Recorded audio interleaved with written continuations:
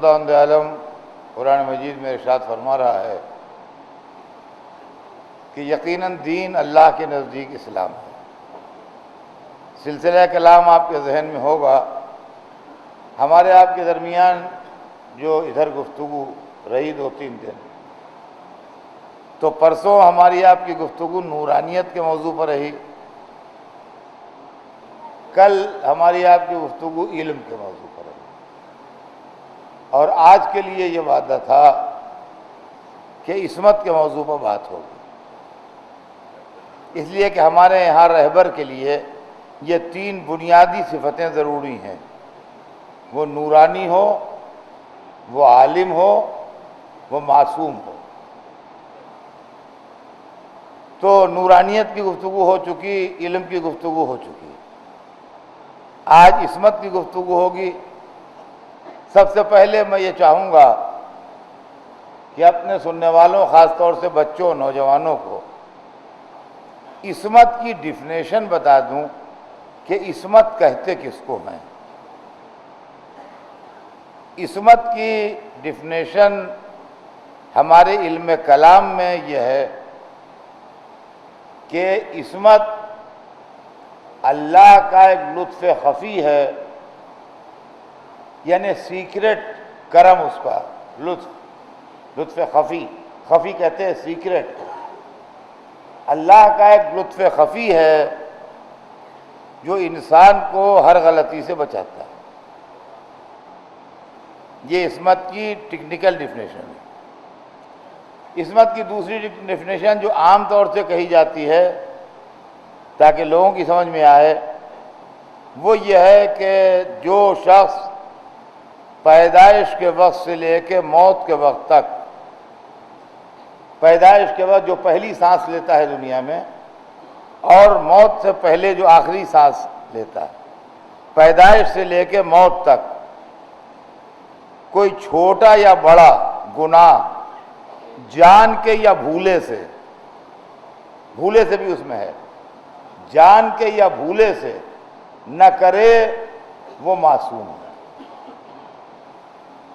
یہ بچوں کو سمجھانے کے لیے ایزی ہے یہ ڈیفینیشن، جو آسانی سے سمجھ میں آ جائے کہ جو پیدائش سے لے کے موت تک جان کے یا بھولے سے کوئی چھوٹا یا بڑا گناہ نہ کرے، وہ معصوم ہے۔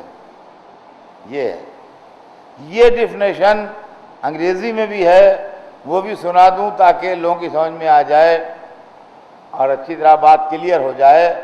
انگریزی میں جو عصمت کی ڈیفینیشن کی گئی ہے وہ یہ ہے کہ divinely protected from all kinds of since and errors, divinely protected from all kinds of since and errors, یہ ہے معصومیت کی ڈیفینیشن۔ ہمارے پاس رہبر کا معصوم ہونا ضروری ہے۔ رہبر کا معصوم ہونا اس لیے ضروری ہے کہ اگر رہبر معصوم نہیں ہوگا تو دین کے مسئلے میں شک رہ جائے گا کہ خدا جانے اس نے صحیح بتایا کہ غلط بتایا۔ لہذا رہبر کا معصوم ہونا ضروری ہے، اور وہی عقل جو ہم کو یہ سمجھاتی ہے کہ اللہ ہونا چاہیے، اور وہی عقل جو ہم کو یہ سمجھاتی ہے کہ رسول ہونا چاہیے، وہی عقل ہم کو یہ بھی سمجھاتی ہے کہ رہبر کو معصوم ہونا چاہیے اور رہبر کو بے خطا ہونا چاہیے۔ قرآن مجید میں ایک آیت بھی موجود ہے جس میں اہل بیت کی عصمت کا تذکرہ کیا گیا، جو آیت تطہیر کے نام سے مشہور ہے، جس کے اندر یہ ارشاد پروردگار ہے کہ انما یرید اللہ لیذھب عنکم الرجس اہل البیت ویطہرکم تطہیرا۔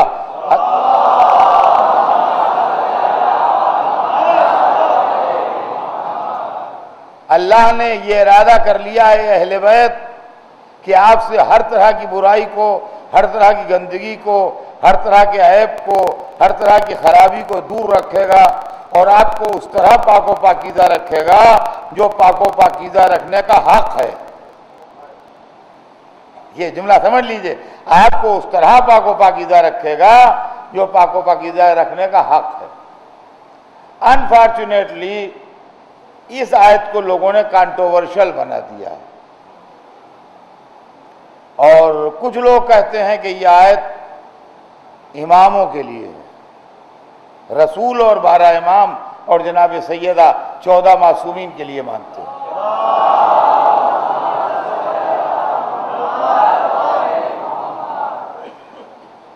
چنانچہ ہم لوگ اس کو 14 معصومین کے لیے مانتے ہیں، اور کچھ لوگوں کا یہ خیال ہے کہ نہیں، رسول کے ازواج جو ہیں ان کی شان میں ہی آئے تھے۔ اگر رسول کے ازواج کی شان میں بھی ہو تو ہمیں کوئی اعتراض نہیں ہے، ہمارے اوپر الزام لگاتے ہیں کہ یہ مانتے نہیں ہیں، یہ ازواج کی شان میں آئے تھے۔ اگر ازواج رسول کی شان میں ہو تو بھی محترم ہے، قابل تعظیم ہے، ہمیں اس میں کیا اعتراض ہو سکتا ہے؟ وہ کیوں اعتراض ہو ہمیں اعتراض کرنے والے کون؟ لیکن ٹیکنیکلی یہ ازواج کی شان میں نہیں آ سکتی، معاملہ ٹیکنیکلی ازواج کی شان میں نہیں ہو سکتی۔ اس کی وجہ یہ ہے کہ ٹیکنیکل ڈیفینیشن یہ ہے کہ پیدا ہونے سے لے کے موت کے وقت تک چھوٹا یا بڑا گناہ کوئی نہ کرے۔ بہت سی ازواج ایسی گزری ہیں کہ جو رسالت کے اعلان سے پہلے پیدا ہوئیں اور ان کی زندگی کا کچھ حصہ حالت کفر میں گزرا، تو وہ کیسے معصوم کہی جا سکتی ہیں؟ ٹیکنیکلی دشوار ہے۔ اور فرمایا اس میں کوئی ہمیں برائے ماننے کی بات نہیں ہے۔ اب لوگ کہتے ہیں نہیں یہ تو پاک دامنی کا اعلان ہے، تو اگر پاک دامنی کا اعلان ہے تو اس کے لیے اتنی بڑی لمبی چوڑی آیت کی کیا ضرورت تھی؟ ہم تو ویسے ہی رسول کے ازواج کو پاک دامن مانتے ہیں، اور رسول کیا حضرت حوا سے لے کے سرور کائنات تک جتنی پیغمبروں کی بیویاں ہیں سب کو ہم پاک دامن مانتے ہیں۔ اور پاک دامنی کے لیے ازواج رسول کا نام لینا یہ تو بہت بڑی بات ہے۔ پاک دامن تو مومنین کے اور اچھے لوگوں کے گھر کی بیویاں بھی ایسی پاک دامن ہوتی ہیں کہ ان کی پاک دامنی کی قسم کھائی جائے، ان کی پاک دامنی کی قسم کھائی جائے، تو اس کے لیے اتنے بڑے بڑے نام لینا اور اتنی بڑی بڑی شخصیتوں کے بیچ میں لانے کی کیا ضرورت ہے کہ ہم ازواج رسول کو درمیان میں لے آئیں؟ ازواج رسول نہیں، یہ تو اچھے شریف گھرانے کی خواتین جو ہیں وہ پاک دامن ہوتی ہیں، ان کی پاک دامنی کے لیے ہم قسم کھا سکتے ہیں، اس میں رسول کی بیویاں تو بڑے مرتبے کی ہیں۔ بہرحال یہ ہے کہ اس طرح پاک رکھے جو پاک رکھنے کا حق ہے، یہ بھی سمجھ لیجئے کہ انما یرید اللہ لیذہبکم الرجس اہل البیت ویطہرکم تطہیرا، اور اس طرح پاک رکھے جو پاک رکھنے کا حق ہے۔ یہ پاک رکھنے کا حق کیسا ہے؟ کبھی آپ نے اس پر غور کیا کہ پاک رکھنے کا حق کیسا ہے؟ ارے بھی ہمیں نماز پڑھنا تھی، آپ کے گھر میں وضو کرنا تھا، وہاں ایک لوٹے میں پانی رکھا تھا، ہم نے ویسا ہم وضو کر لیں پانی پاک ہے؟ ہم نے کہا جی ہاں سردار پاک ہے، مگر ویسا پاک نہیں ہے جو پاک ہونے کا حق ہے۔ اب ایک بات کہیے، اگر پاک ہے تو ہم وضو کریں، نہیں پاک ہے تو کہیں اور جائیں وضو کرنے کے لیے۔ آپ ایک زبان میں دو باتیں کہہ رہے ہیں، یہ بھی کہہ رہے ہیں کہ پاک ہے اور یہ بھی کہہ رہے ہیں کہ پاک ہے مگر ویسا پاک نہیں جیسا پاک ہونے کا حق ہے۔ یہ کیا چکر ہے؟ اہل بیت پاک ہیں، اللہ کہتا ہے ہم نے ایسا پاک کیا جو پاک کرنے کا حق ہے، تو یہ کیسا پاک کیا جو پاک کرنے کا حق ہے؟ اب عزیزان گرامی اس کی توجہ چاہتا ہوں آپ کی کہ رسول والے رسول ویسے پاک ہیں جو پاک ہونے کا حق ہے۔ الحمدللہ ہم بھی پاک ہیں۔ اسلام ایک پاکیزہ دریا ہے، جو اس سے گزر جاتا ہے پاک ہو جاتا ہے۔ خدا کے فضل سے ہم میں بھی کوئی نجس نہیں ہے، جو دامن سے وابستہ ہوا پاک ہو گیا، دریا کے اندر سے نکل کے ادھر پہنچ گئے، نکل کے پاک ہو گئے، پاک ہم بھی ہیں۔ لا الہ الا اللہ محمد رسول اللہ نے ہمارے ظاہر کو پاک کیا، علی ولی اللہ نے ہمارے دل کو پاک کیا۔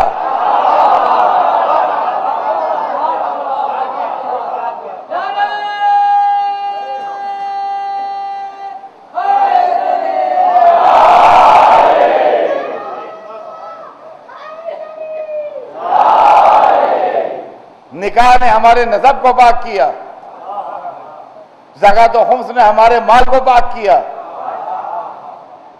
ہم بھی پاک ہیں، ایسی بات نہیں ہے کہ ہم پاک نہیں ہیں، مگر ویسے پاک نہیں ہے جو پاک ہونے کا حق ہے۔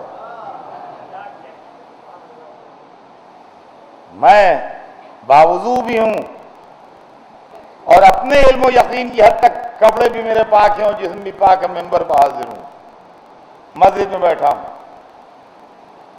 یہاں تک میرے علم و یقین کا سوال ہے، میرا لباس بھی پاک ہے، میرا جسم بھی پاک ہے، میں وضو بھی کیے ہوں، لیکن ان سب باتوں کے باوجود ویسا پاک نہیں ہوں جو پاک ہونے کا حق ہے، اس لیے کہ نجاست ہر طرف سے میری طاق میں ہے۔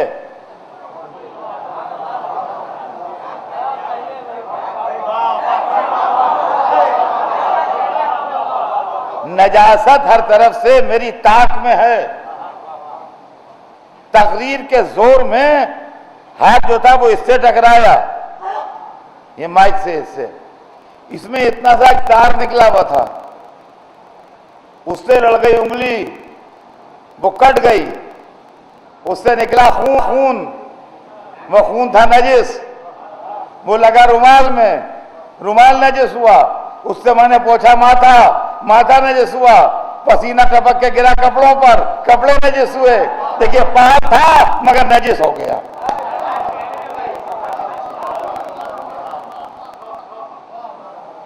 ہماری طہارت بے شک پاک ہے ہم، مگر نجاست کے بریکٹ میں ہے، نجاست کے بریکٹ میں ہے۔ بریکٹ جانتے ہیں، ادھر ادھر لگا دیتے ہیں، بیچ میں جو عبارت ہوتی ہے بریکٹ کہتے ہیں اس کو۔ ہماری طہارت نجاست کے بریکٹ میں ہے۔ جب پیدا ہوئے تو نجس تھے، پاک کر لیے گئے، پاک ہو گئے، اب پاک چل رہے ہیں، جیسے ہی موت آئے گی پھر نجس ہو جائیں گے، پھر پاک کے لیے جائیں گے، پھر پاک ہو جائیں گے۔ معلوم ادھر بھی نجاست ادھر بھی نجاست، پاک ہیں مگر ویسے پاک نہیں ہیں جو پاک ہونے کا حق ہے۔ فرمایا ہم نے العزیزان گرامی، روح پاک، جسم پاک، نفس پاک، تب پاک ہونے کا حق ملتا ہے۔ پاک ہم آپ بھی ہیں مگر ذرا سے میں نجاست کا شبہ ہے۔ اہل بیت وہ ہیں جن کا جسم پاک، جن کی روح پاک، جن کا نفس پاک۔ دلیل سنیے، جسم پاک ولادت خانہ کعبہ کے اندر ہوتی ہے،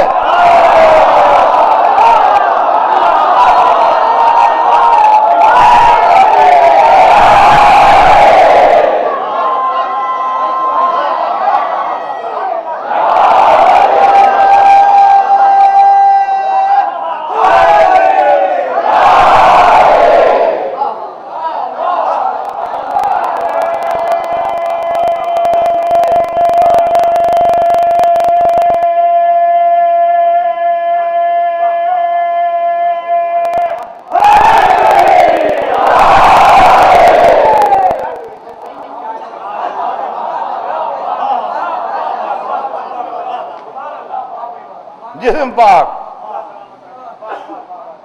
روح پاک۔ دلیل سنیں گے آپ، پہلے لوگوں کے گھر کے دروازے مسجد میں کھلتے تھے، ایک دن حکم میں پروردگار نے آ کے سب کے دروازے بند کر دیے، مگر علی کا دروازہ کھلا رہا، ہر حالت میں مسجد میں آ جا سکتے ہیں۔ دلیل یہ ہے کہ روح پاک۔ اب آئیے تیسری دلیل سنیے، نفس پاک۔ سامنے کی دلیل ہے، جب میں عرض کروں گا تو ہر ایک کی سمجھ میں آئے گا۔ نفس پاک، دلیل یہ ہے کہ اللہ نجس مال کا خریدار نہیں ہوتا، شب ہجرت پر خرید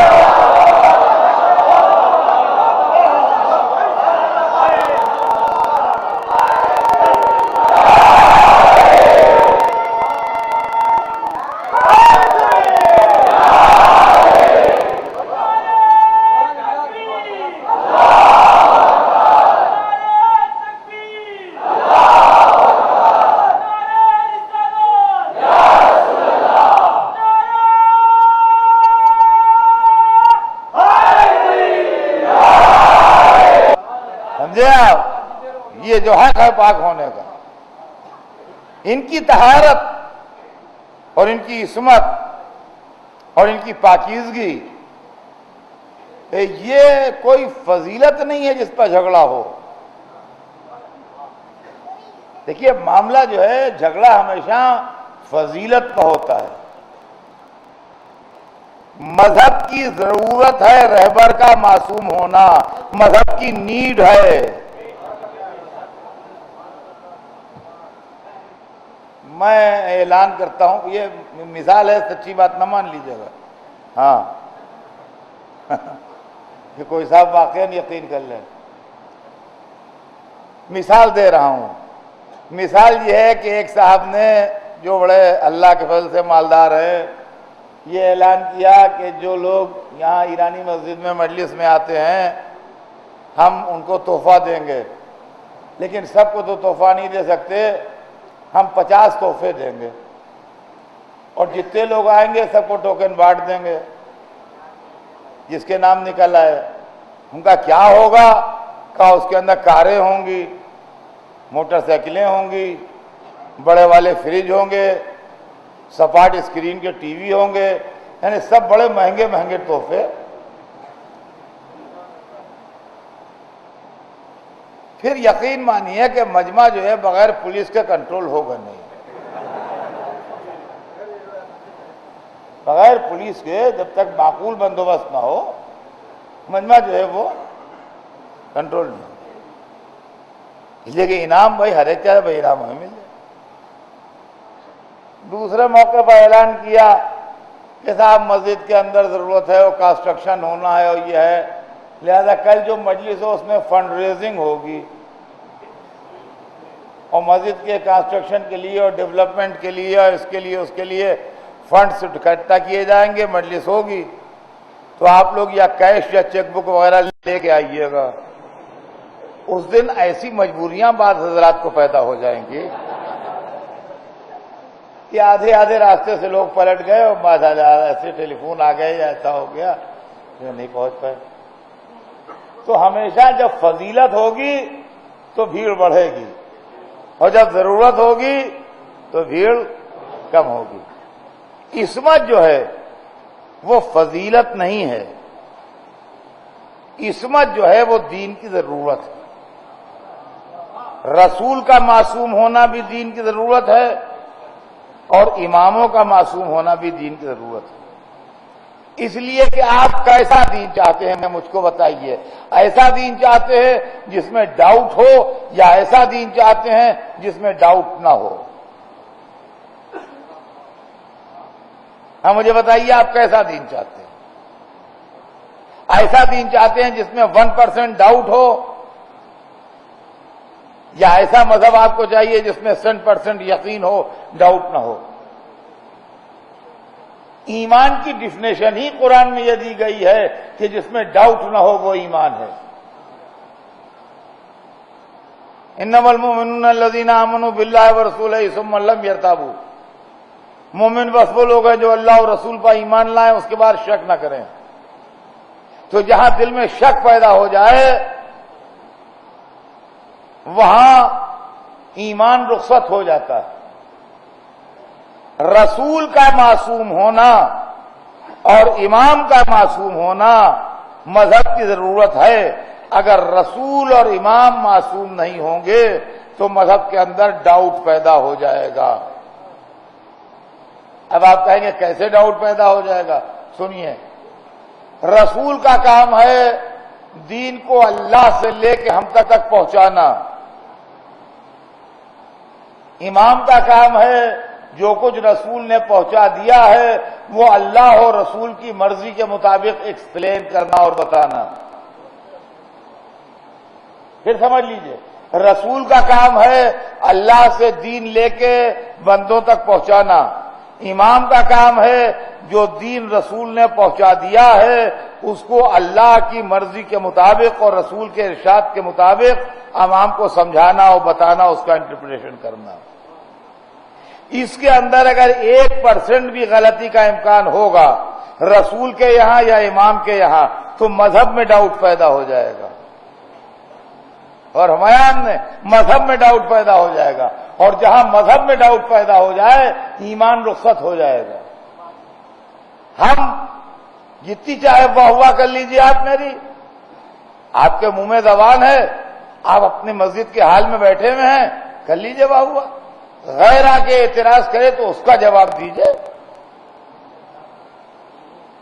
پرایا آن کے گردن پکڑے تو اس کا جواب دیجیے کہ آپ کے رسول کوئی کتاب چھوڑ کے نہیں گئے ہیں ایسی کہ جس پر ہر پیج پر ان کے سگنیچر ہوں، ہر کٹنگ پر ان کے سگنیچر ہوں، آخر میں ان کا سرٹیفکیٹ ہو کہ یہ پوری کتاب میں نے پڑھی ہے، ہر پیج پر ہر کٹنگ پر سگنیچر کیے ہیں، یہی وہ دین ہے جو مجھے اللہ نے دیا تھا میں لایا ہوں۔ ایسی کوئی کتاب آپ کے پاس نہیں ہے۔ آپ کے پاس جو اسلام ہے وہ صرف اور صرف میموری کے سہارے ہے۔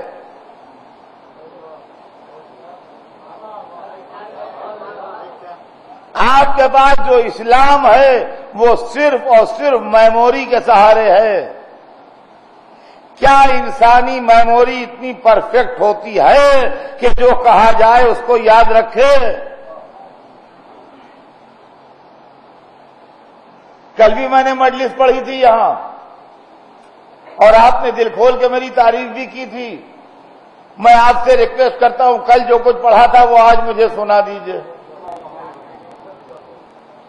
آپ میں ایک سے ایک پڑھے لکھے آتے ہیں، ایک سے ایک اسکالر آتے ہیں، مولانا آتے ہیں، فارن کی مذہبی تعلیم حاصل کیے ہوئے لوگ آتے ہیں، سب آن کے مجلس میں بیٹھتے ہیں۔ اگر انڈیویجول کیپیسٹی میں نہیں کر سکتے آپ کمیٹی بنا لیجئے، 10 15 20 25 50 آدمیوں کو جمع کر لیجئے، اس کے بعد آپ میری مجلس کل کی لکھ دیجئے۔ تو میں معمولی آرڈینری آدمی ہوں، آپ ہی میں سے ایک ہوں، نہ عالم ہوں، نہ اسکالر ہوں، نہ ولی ہوں، نہ نبی ہوں، نہ امام ہوں، نہ پیشوا ہوں، ایک آرڈینری آدمی ہوں میں۔ ایک معمولی انسان کی 1 گھنٹے کی تقریر اتنا بڑا مجمع جو ساری دنیا میں مجھے سن رہا ہے ایز اٹ از نہیں لکھ سکتا، تو سب سے بڑے رسول کی 23 برس کی پھیلی ہوئی تبلیغ۔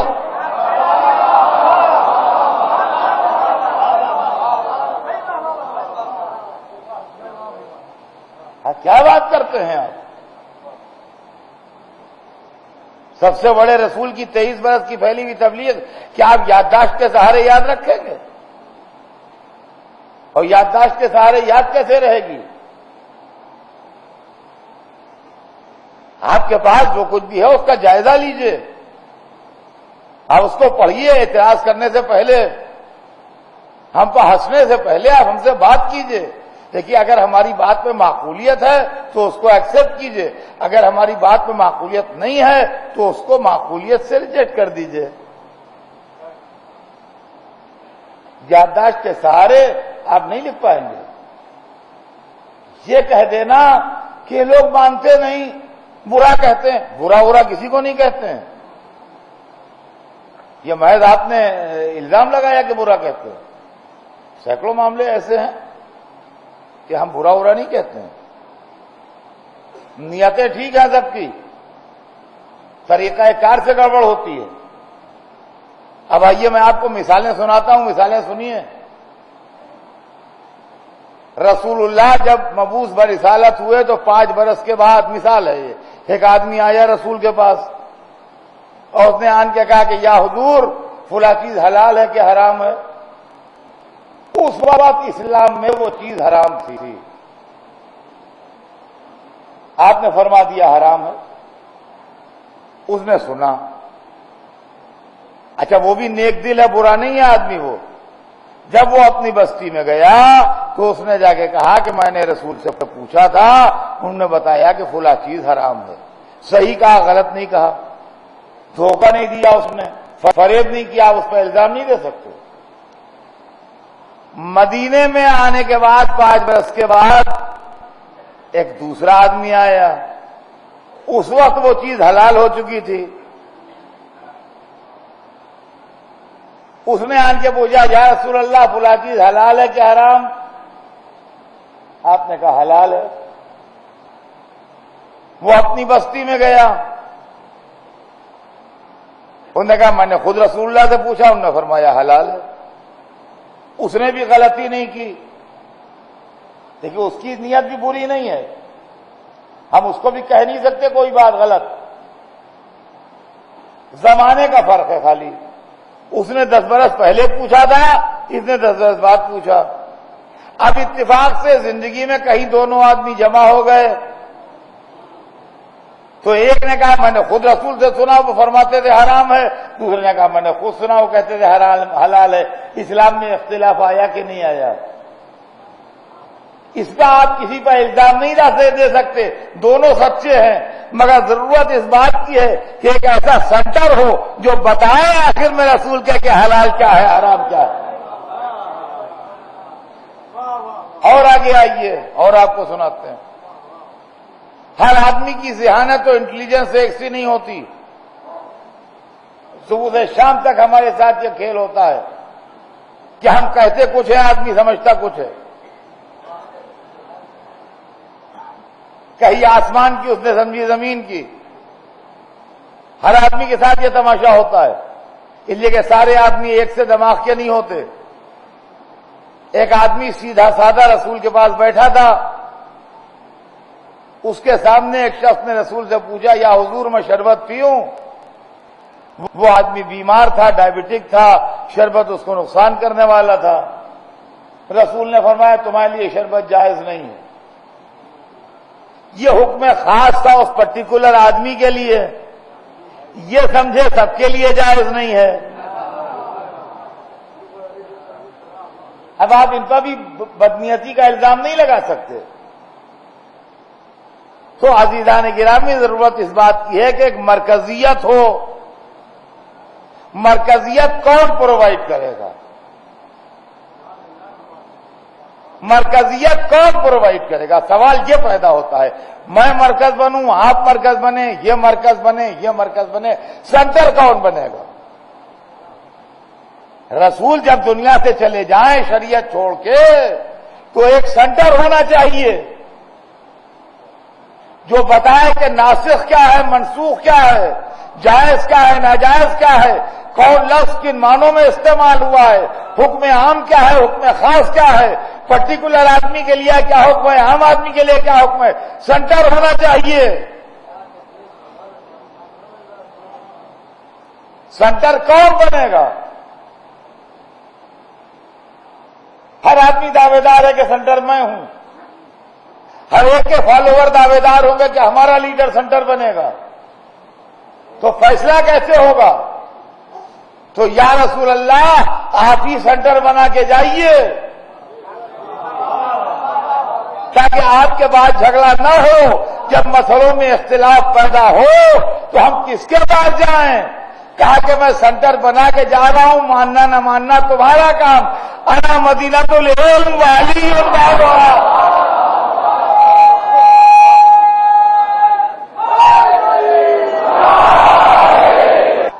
میں علم کا شہر ہوں، علی اس کا دروازہ۔ من اراد العلم فلیات الباب، جس کو علم سیکھنا ہو وہ دروازے تک آئے۔ اور عزیزان گرامی خدا برا کرے تعصب کا، جو کچھ بھی تعصب کی آگ بھڑکائی گئی عہد بنی امیہ میں، اس کی وجہ سے اسلام میں اختلافات زیادہ ہو گئے، ورنہ جب رسول دنیا سے گئے تھے تو بزرگان اسلام علی کے پاس پوچھنے آتے تھے اور علی سے مسائل پوچھ کے جاتے تھے۔ لیکن بعد میں دریلی کو چھوڑ دیا گیا، اور جب دریلی کو چھوڑ دیا گیا تو اختلافات کی آگ اور بھڑکنے لگی۔ تو حضور عصمت دین کی ضرورت ہے، اس لیے کہ کہاں سے آپ لے کے چلیں گے اس پورے معاملے کو؟ جو اسلام کے اسکول آف جورسپروڈنس مرتب ہوئے ہیں وہ رسول کے 125 برس بعد اور 150 برس بعد مرتب ہوئے ہیں۔ جو حدیث کی کتابیں لکھی گئی ہیں وہ رسول کے 250 برس کے بعد لکھی گئی ہیں۔ کوئی کام 250 برس کے بعد ہوا ہے، کوئی کام 150 برس کے بعد ہوا ہے، کوئی کام 200 برس کے بعد ہوا ہے۔ یادداشت کے سہارے ہم کس کس پر بھروسہ کریں گے؟ یادداشت کے سہارے ہم کس کس پر بھروسہ کریں گے؟ آپ ہمیں بتائیے۔ لہذا ضرورت اس بات کی ہے کہ اسلام میں عصمت کا نظام ہو، رسول معصوم ہو تاکہ دین کے پہنچانے میں غلطی نہ کرے، امام معصوم ہو تاکہ دین کو بیان کرنے میں غلطی نہ کرے۔ اور ہمایان میں یہ دونوں معصوم ہونا چاہیے۔ دو سلسلے ہیں رہبری کے، ایک دین کو لانے والا سلسلہ، اس کا نام رسالت ہے، ایک دین کو بتانے والا سلسلہ، اس کا نام امامت ہے۔ یہ بچے اچھی طرح سمجھ لیں، دو سلسلے ہیں دین کے، ایک دین لانے والا سلسلہ جو آدم سے شروع ہو کے رسول اللہ پر تمام ہوتا ہے، اور ایک دین بتانے والا سلسلہ جو مولا علی سے شروع ہو کے 12ویں امام پر تمام ہوتا ہے۔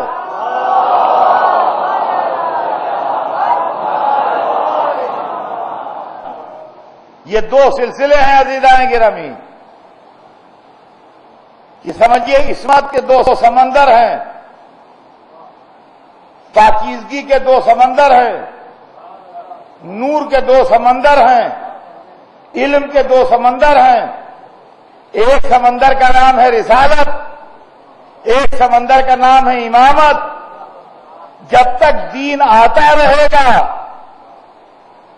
کشتیاں رسالت کے سمندر میں رہیں گی، جب دین مکمل ہو جائے گا کشتیاں امامت کے سمندر میں پہنچ جائیں گی۔ لہذا آدم سے لے کے سرور کائنات تک نبی معصوم ہونا چاہیے، اور علی سے لے کے امام آخر تک امام معصوم ہونا چاہیے۔ ان دونوں کی عصمت پر دلیل عقل قائم ہے۔ اب بیچ میں ایک معصومہ بھی ہے،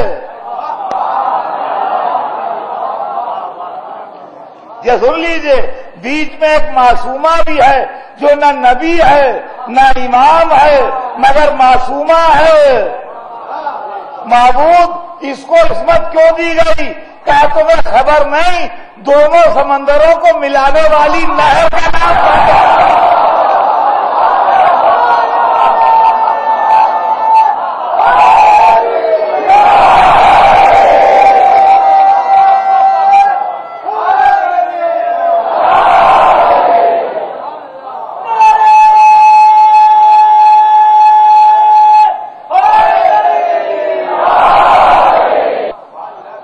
یہ دونوں سمندروں کو ملانے والی نہر کا نام فاطمہ ہے۔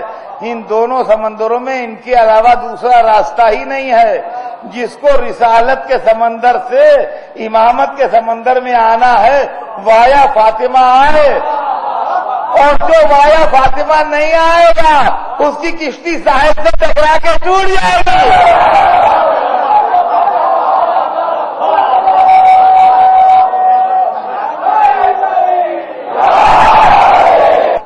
تو عزیزان گرامی، مسئلہ جو ہے وہ یہ ہے کہ عصمت دین کی ضرورت ہے، اور معصوم ہونا اس لیے ضروری ہے کہ ہمیں یقین ہو سکے کہ یہ جو کچھ رسول نے بتایا ہے یہ وہی ہے جو اللہ نے فرمایا تھا، اور جو کچھ امام نے وضاحت کی ہے یہ وہی ہے جو رسول لائے ہیں، اور یہ وہی ہے جو اللہ نے بھیجا ہے۔ اس کے اندر شک شبہ کی گنجائش نہیں،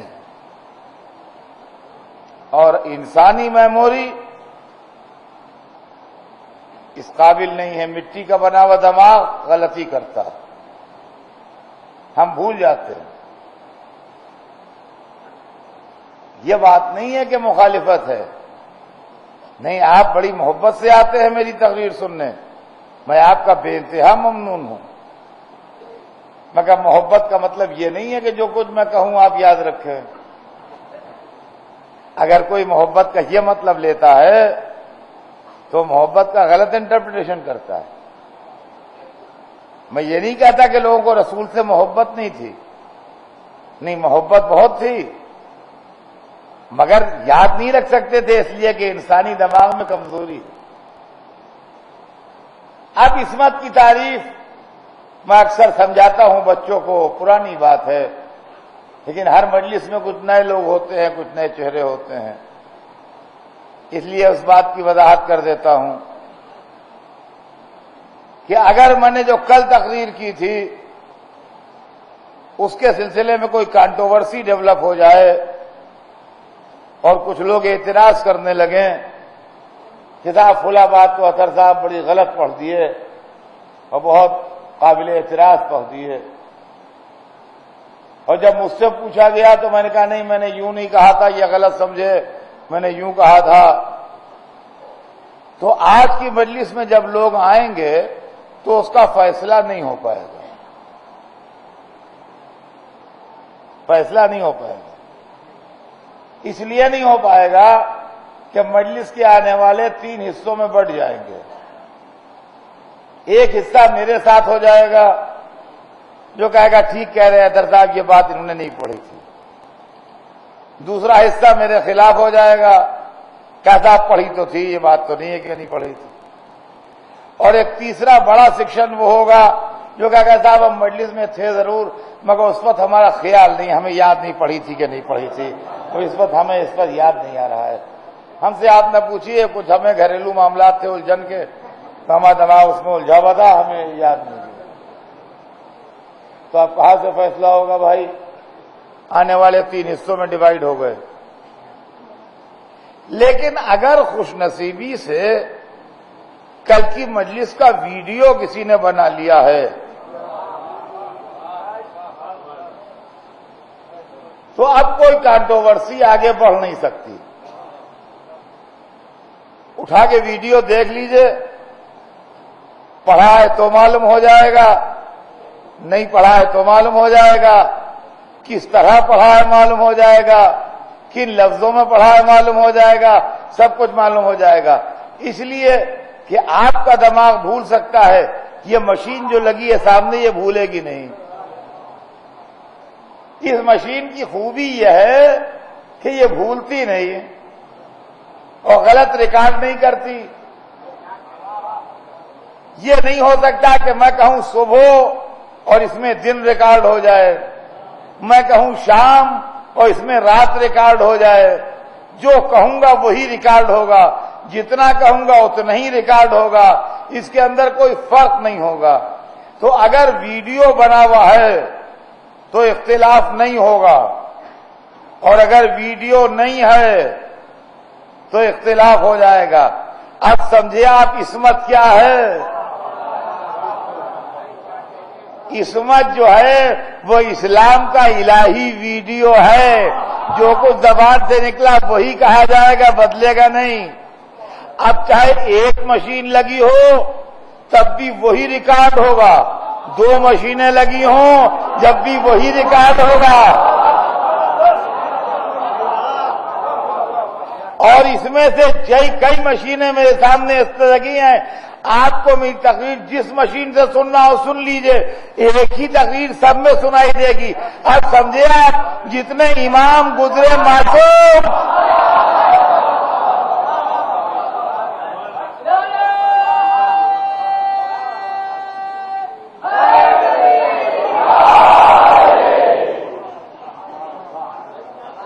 چاہے پہلے سے پوچھو، چاہے چوتھے سے پوچھو، چاہے 8ویں سے پوچھو، چاہے 12ویں سے پوچھو، بات ایک ہی ہے، بات ایک ہی ہے۔ اللہ نے پیغام بھیجا تو رسول نے سنا، رسول بولے تو علی نے سنا، علی بولے تو حسن نے سنا، حسن بولے تو حسین نے سنا، یہ سلسلہ حسن عسکری تک آیا، وہ بولے تو ان کے معصوم بیٹے نے سنا۔ آپ نے تو 12 دفعہ سنا، آپ نے تو 12 دفعہ سنا، اب اطمینان ہو گیا کہ یاد رہے گا۔ اللہ نے آخری کیسٹ لے کے سیف میں رکھ لیا۔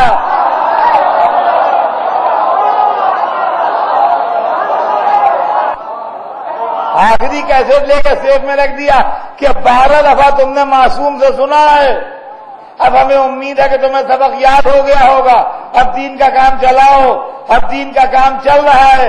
جب اختلافات ہم میں ہماری جہالت کی وجہ سے پڑ جائیں گے، اللہ اوریجنل نکال کے ملان کر لے گا، کیا چاہیے محمد۔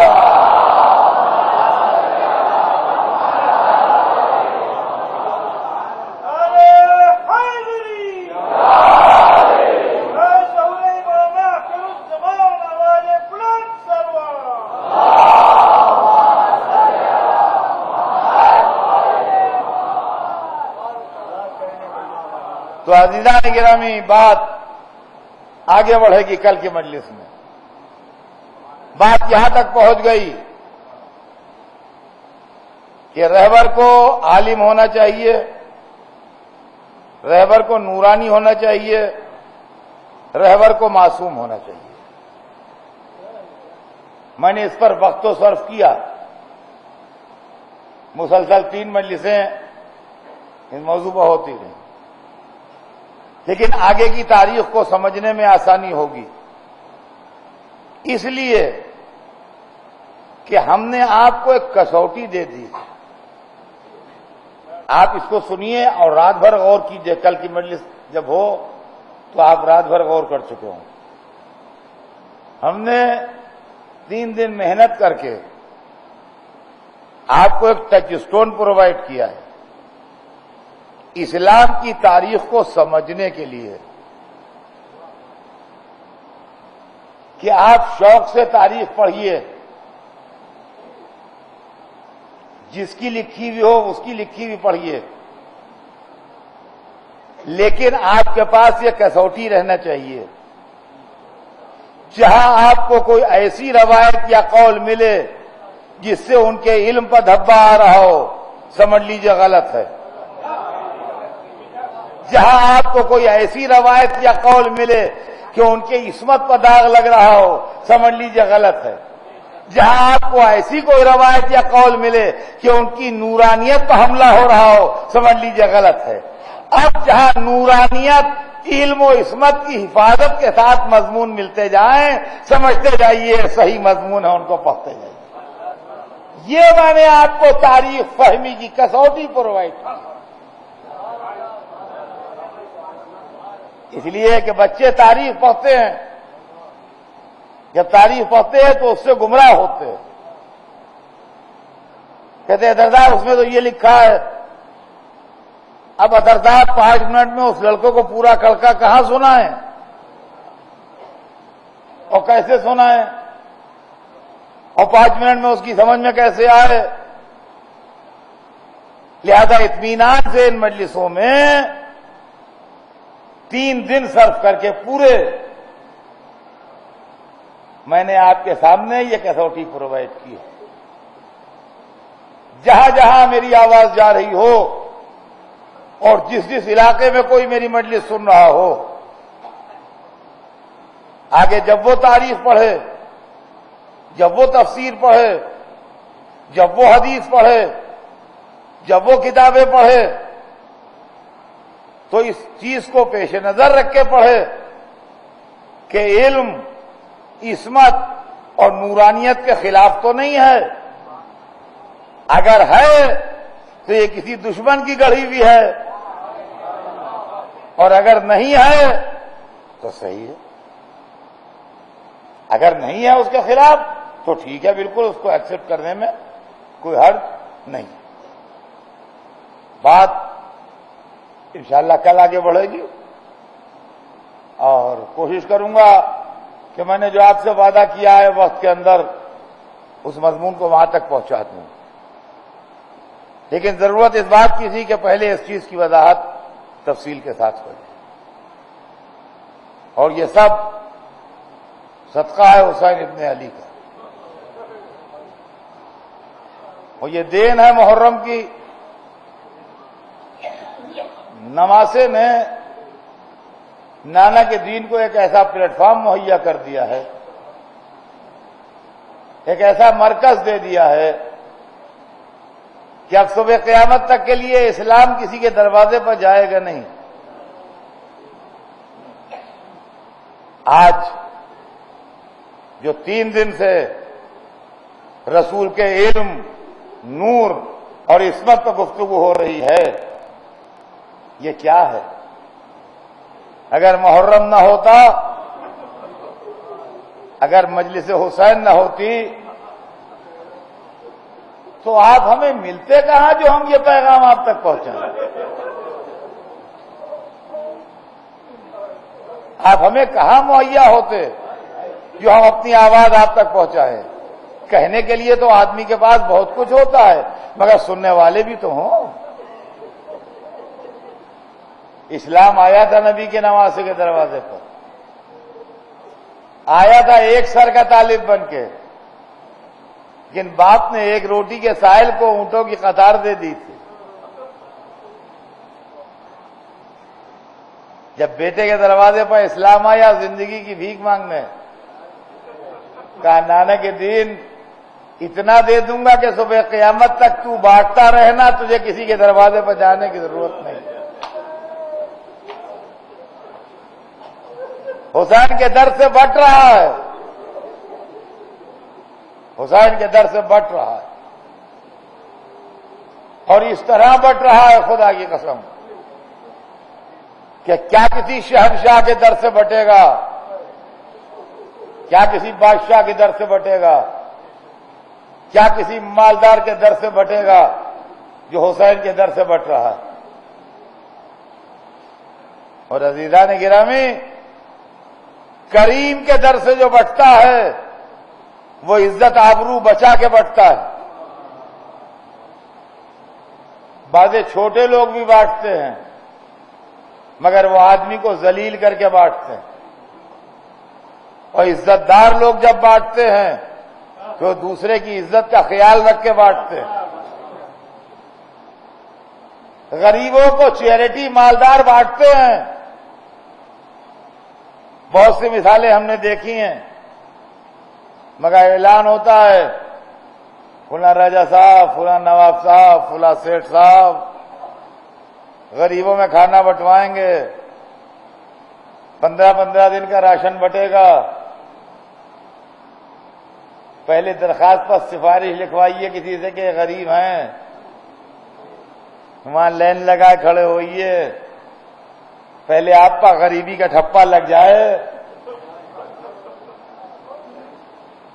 اس کے بعد 15 دن کا راشن ملے گا. تو عزیزان گرامی، جسم کا رزق رئیسوں، نوابوں، پیسے والوں کے یہاں بٹتا ہے، اور علم کا رزق یونیورسٹیز میں، کالجز میں، مدرسوں میں بٹتا ہے. یہ پروفیسر بیٹھے ہیں، یہ بڑے عالم بیٹھے ہیں، شاگرد بڑا چہیتا شاگرد ہے، لیکن پہلے اس سے پوچھ لیا اس شعر کا مطلب جانتے ہو؟ نہیں سر نہیں جانتے. یہ تھیوری جانتے ہو؟ نہیں ڈاکٹر صاحب نہیں جانتے. سنو، پہلے جہالت کا اقرار لے لیا، اس کے بعد علم کا دریا پر جوش میں آیا. پہلے غریبی کا اقرار لے لیا، اس کے بعد سخاوت کا دریا جوش میں آیا. غلاموں کی جانیں نثار و حسین پر یہاں علم بھی بٹ رہا ہے، رزق بھی بٹ رہا ہے، مجلس میں حصہ بھی بٹ رہا ہے. بمبئی کی بات نہیں، جہاں حسین کے چاہنے والے رہتے ہیں، کوئی آدمی محرم کے 10 دنوں میں بھوکا نہیں سو سکتا.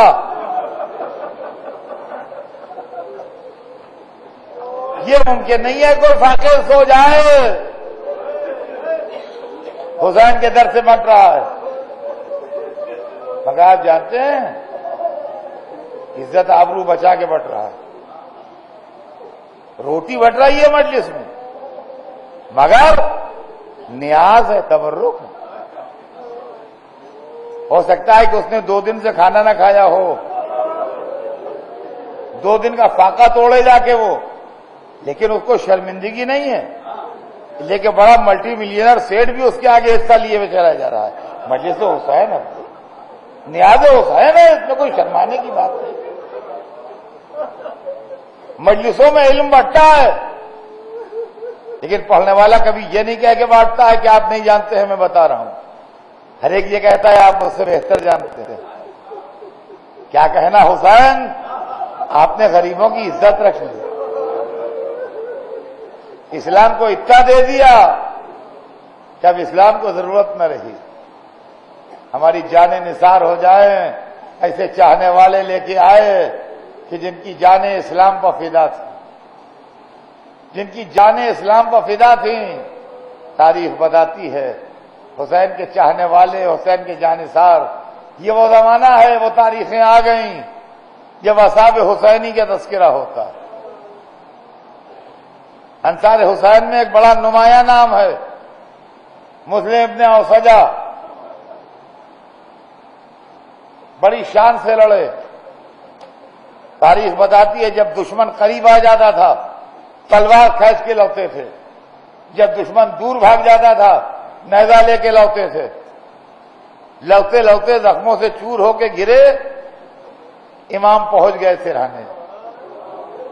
مسلم سے بہت دوستی حبیب ابن مظاہر سے بھی تھی، امام کے ساتھ وہ بھی گئے۔ امام نے سر زانو پر رکھا،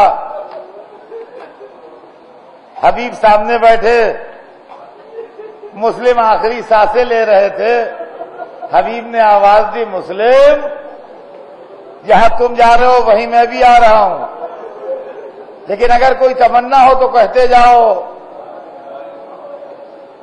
یہ مسلم کی تمنا نہیں ہے، صبح قیامت تک کے لیے ہمیں سبق دے رہے ہیں۔ دم نکل رہا ہے، سانس اکھڑ چکی ہے، ساری طاقت یکجا کر کے کہا اسی کا میں تمہیں وصیت کرتا ہوں۔ اس کے بعد شاید طاقت نے جواب دے دیا، زبان سے تو نہیں کہا، کانپتا ہاتھ اٹھا کے حسین کی طرف اشارہ کیا، ان کے لیے وصیت کرتا ہوں، ان کا خیال رکھنا۔ حبیب نے کہا آرام سے جاؤ، آرام سے، جب تک زندہ ہو۔ اجرکم اللہ،